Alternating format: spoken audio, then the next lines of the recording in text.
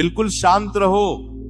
बहुत लोग पूछते हैं मुझसे कि महाराज जी, जब जीवन में सब कुछ उल्टा हो जाए, जब अपने ही पराये लगने लगे, जब मेहनत के बाद भी परिणाम न दिखे, तब मन कैसे शांत रखा जाए?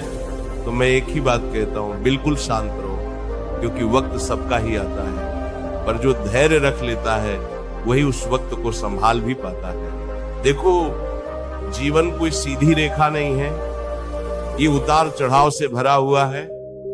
आज अगर अंधकार है तो इसलिए नहीं कि प्रकाश कभी आएगा ही नहीं, बल्कि इसलिए कि प्रकाश का मूल्य समझ सको।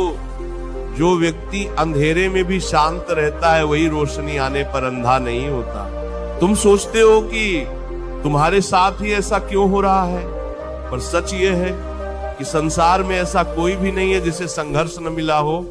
फर्क सिर्फ इतना है कि कोई रोकर हार मान लेता है और कोई शांत रहकर समय की प्रतीक्षा करता है, और जो समय की प्रतीक्षा करता है, समय एक दिन उसके चरणों में आकर बैठ जाता है।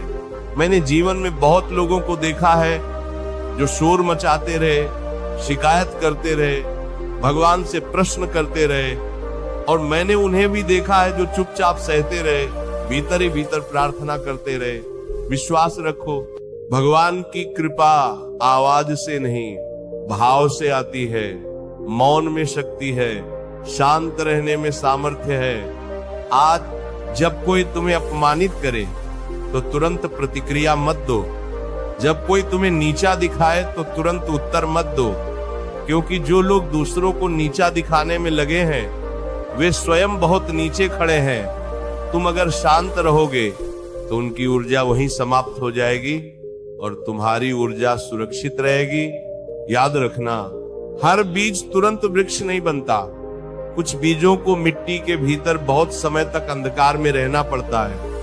ऊपर से लगता है कुछ हो ही नहीं रहा, लेकिन भीतर ही भीतर जड़ें मजबूत हो रही होती हैं, और जब वृक्ष बनता है तो आंधी भी उसे नहीं गिरा पाती। आज अगर तुम्हारा समय अच्छा नहीं चल रहा तो इसका अर्थ ये नहीं कि तुम अयोग्य हो। इसका अर्थ सिर्फ इतना है कि परमात्मा तुम्हें तैयार कर रहे हैं बड़े कार्य के लिए, बड़ी जिम्मेदारी के लिए, क्योंकि कमजोर कंधों पर ईश्वर भारी बोझ नहीं रखते। लोगों की बातों से विचलित मत हो। लोग वही कहते हैं जो वे देख पाते हैं। वे तुम्हारे भीतर चल रहे संघर्ष, तुम्हारी तपस्या, तुम्हारी रातों की बेचैनी नहीं देख पाते, इसलिए उनकी बातों को मन में मत उतारो। शांत रहो और अपने कर्म में लगे रहो। जब मन बहुत अशांत हो जाए तब एक बात याद रखना, जो भी हो रहा है वो स्थायी नहीं है, न दुख स्थायी है न सुख स्थायी है। स्थायी केवल तुम्हारा आत्मबल है, और वह आत्मबल तभी बढ़ता है जब तुम परिस्थितियों के सामने झुकते नहीं हो। कभी कभी भगवान हमें सब कुछ रोक कर बैठा देते हैं, रास्ते बंद, दरवाजे बंद, विकल्प बंद, तब लगता है कि अब कुछ बचा ही नहीं। लेकिन उसी क्षण भीतर से एक आवाज आती है, अब खुद पर भरोसा कर। वही क्षण होता है आत्मनिर्भर बनने का।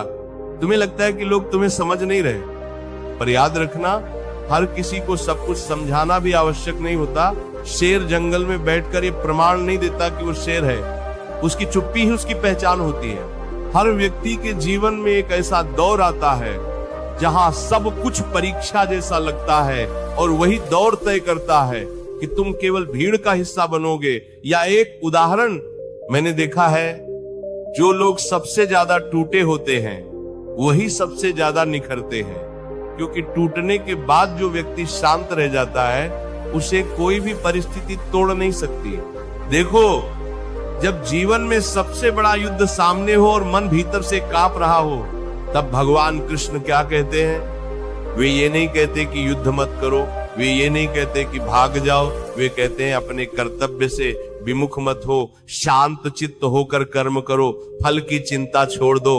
महाभारत के मैदान में अर्जुन के हाथ कांप रहे थे, सामने अपने ही थे, गुरु थे, भाई थे, मित्र थे। तब अर्जुन ने कहा, हे कृष्ण, मैं ये युद्ध नहीं कर सकता, मेरा मन टूट रहा है। और तब कृष्ण ने गीता का उपदेश दिया, ये उपदेश केवल अर्जुन के लिए नहीं था, ये हर उस व्यक्ति के लिए था जो आज भी जीवन के कुरुक्षेत्र में खड़ा है। कृष्ण कहते हैं, हे अर्जुन, तू क्यों शोक कर रहा है? तू जिनके लिए शोक कर रहा है वे न तो कभी जन्म लेते हैं और न कभी मरते हैं। आत्मा नित्य है, अजर है, अमर है। जब तुम यह समझ लोगे तब भय अपने आप चला जाएगा। आज तुम्हारा भय क्या है? असफलता, अपमान, लोगों की बातें, भविष्य की अनिश्चितता। लेकिन कृष्ण कहते हैं भय वहां होता है जहां आसक्ति होती है, जहां अपेक्षा होती है, और जहां अपेक्षा है वहां पीड़ा निश्चित है। गीता में कृष्ण साफ कहते हैं, कर्मण्येवाधिकारस्ते मा फलेषु कदाचन। तुम्हारा अधिकार केवल कर्म पर है, फल पर नहीं।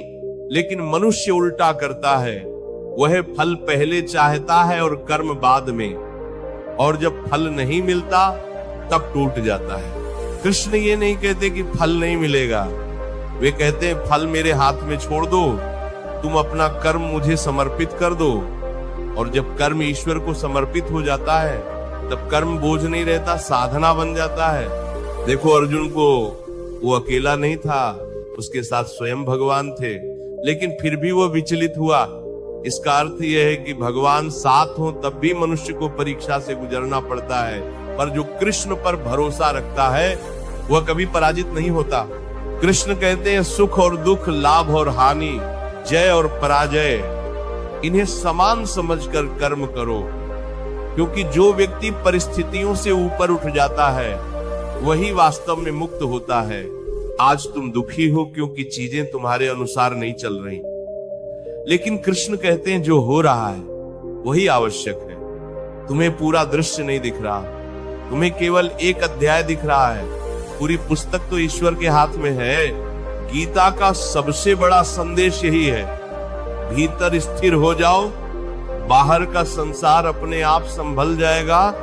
लेकिन हम बाहर सब ठीक करना चाहते हैं और भीतर अशांत रहते हैं।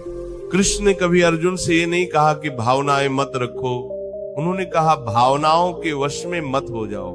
भावना तुम्हें मानव बनाती है, लेकिन भावना में बह जाना तुम्हें कमजोर बनाता है। जब जीवन में कोई तुम्हें धोखा दे तब गीता याद करना। कृष्ण कहते हैं जो जैसा है उसे वैसा ही स्वीकार करो। परिवर्तन की शक्ति केवल स्वयं पर रखो, दूसरों पर नहीं। कृष्ण स्वयं राजा थे, वैभव था, शक्ति थी, लेकिन उन्होंने कभी अहंकार नहीं किया, क्योंकि वे जानते थे अहंकार वही करता है जो भीतर से खोखला होता है। आज अगर तुम्हें लगता है कि तुम्हारी कीमत कोई नहीं समझ रहा, तो याद रखना कृष्ण ने भी द्वारका में रहते हुए ग्वाले का जीवन जिया और वही ग्वाला विश्व का सारथी बना। कृष्ण ने युद्ध स्वयं नहीं लड़ा, उन्होंने सारथी बनना स्वीकार किया, क्योंकि उन्हें पता था कभी कभी पीछे बैठकर दिशा देना आगे खड़े होने से बड़ा कार्य होता है। जब जीवन तुम्हें पीछे धकेल रहा हो तब ये मत सोचो कि तुम हार रहे हो। ये भी हो सकता है कि भगवान तुम्हें और दूर तक फेंकने की तैयारी कर रहे हो। जैसे धनुष पहले पीछे जाता है तभी तीर आगे जाता है। कृष्ण कहते हैं जो हुआ उसे स्वीकार करो, जो है उसमें कर्म करो, और जो होगा उसे मुझे सौंप दो। यही जीवन की सबसे बड़ी शांति है। अर्जुन ने अंत में क्या कहा? करिष्ये वचनम तव। हे कृष्ण, मैं आपके वचन का पालन करूंगा। और वही क्षण था जब अर्जुन भीतर से विजयी हो गया। युद्ध तो बाद में जीता, आज तुम्हारे जीवन का अर्जुन कौन है? वही अर्जुन तुम स्वयं हो। और कृष्ण कौन है? वह अंतःस्वर, वह विवेक, वह ईश्वर पर विश्वास। जब तुम थक जाओ, जब रास्ता समझ ना आए, तब गीता खोलने की आवश्यकता नहीं। बस ये याद कर लेना कि कृष्ण ने कभी किसी को अकेला नहीं छोड़ा जो सत्य के मार्ग पर था। और जब ये समझ भीतर उतर जाती है तब मनुष्य को यह एहसास होता है कि उसे हर परिस्थिति से लड़ना नहीं है, कुछ को स्वीकार करना है, कुछ को सहना है, और कुछ को ईश्वर पर छोड़ देना है। और यहीं से जीवन की दृष्टि बदलती है, क्योंकि तब मनुष्य जान लेता है कि वह केवल शरीर नहीं है, वह केवल परिस्थिति नहीं है, वह उससे कहीं अधिक है, और यही बोध धीरे धीरे उसे उस मार्ग पर ले जाता है जहां कर्म बोझ नहीं रहता, जीवन संघर्ष नहीं लगता और भीतर एक स्थिरता जन्म लेती है। अब मैं तुम्हें एक छोटी सी कहानी सुनाता हूँ। ये कहानी बहुत साधारण है, लेकिन इसका अर्थ बहुत गहरा है। एक गांव में एक किसान रहता था, बहुत मेहनती था। रोज सुबह सूरज निकलने से पहले खेत में पहुंच जाता, शाम तक पसीना बहाता, लेकिन वर्षों तक उसकी फसल अच्छी नहीं हुई। कभी बारिश कम, कभी ज्यादा, कभी बीज खराब, कभी जमीन रूठी हुई। गांव के लोग उसे देखकर हंसते थे, कहते थे इतना परिश्रम करता है फिर भी इसके घर में कुछ नहीं बदलता। कई बार किसान का मन भी टूटता था। रात को वे आकाश की ओर देखकर पूछता, हे भगवान, क्या मेरी बारी कभी आएगी? लेकिन अगली सुबह फिर वही शांति, वही हल, वही बीज, वही विश्वास। एक दिन गांव में अकाल पड़ा, सबकी फसलें नष्ट हो गईं, लेकिन उसी किसान के खेत में फसल खड़ी थी, हरी, मजबूत, भरपूर। लोग आश्चर्य में पड़ गए, पूछने लगे ये कैसे संभव हुआ? किसान ने केवल इतना कहा, मैंने हर साल बीज डाले, फर्क सिर्फ इतना था कि इस बार बीज तैयार था और जमीन भी। देखो, यही जीवन है। हम हर दिन कर्म करते हैं, लेकिन परिणाम उसी दिन नहीं आता, और हम ये समझ लेते हैं कि शायद हमारी मेहनत व्यर्थ है, जबकि सच ये है कि भीतर तैयारी चल रही होती है, बाहर दिखाई नहीं देती। कृष्ण भी यही कहते हैं, समय से पहले फल मांगना अधैर्य की निशानी है, और अधैर्य वही करता है जिसे स्वयं पर भरोसा नहीं होता। आज तुम उस किसान की तरह हो, लोग तुम्हारा मजाक उड़ा रहे हैं, तुम्हें असफल कह रहे हैं, लेकिन वे यह नहीं जानते कि तुम भीतर से कितने मजबूत हो रहे हो, तुम्हारी जड़ें कितनी गहरी जा चुकी हैं। और याद रखना, जब वृक्ष फल देता है तब वही लोग छाया मांगने आते हैं जो कभी हिंसा करते थे। अब निष्कर्ष की बात सुनो, ध्यान से सुनना। जीवन में सबसे बड़ी शक्ति शोर नहीं है, सबसे बड़ी शक्ति शांति है। सबसे बड़ा हथियार बदला नहीं है, धैर्य है। सबसे बड़ी जीत दूसरों को हराना नहीं है, स्वयं को संभाल लेना है। कृष्ण ने अर्जुन को यही सिखाया।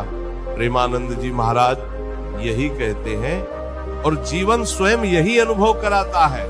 जो व्यक्ति समय से पहले टूट गया, वो आगे चलकर कुछ भी नहीं देख पाएगा, और जो व्यक्ति शांत रहा, सहता रहा, कर्म करता रहा, वही समय आने पर इतिहास बनाता है। इसलिए अगर आज जीवन कठिन है, अगर आज आंसू छुपाने पड़ रहे हैं, अगर आज उत्तर नहीं मिल रहे, तो एक ही बात याद रखना,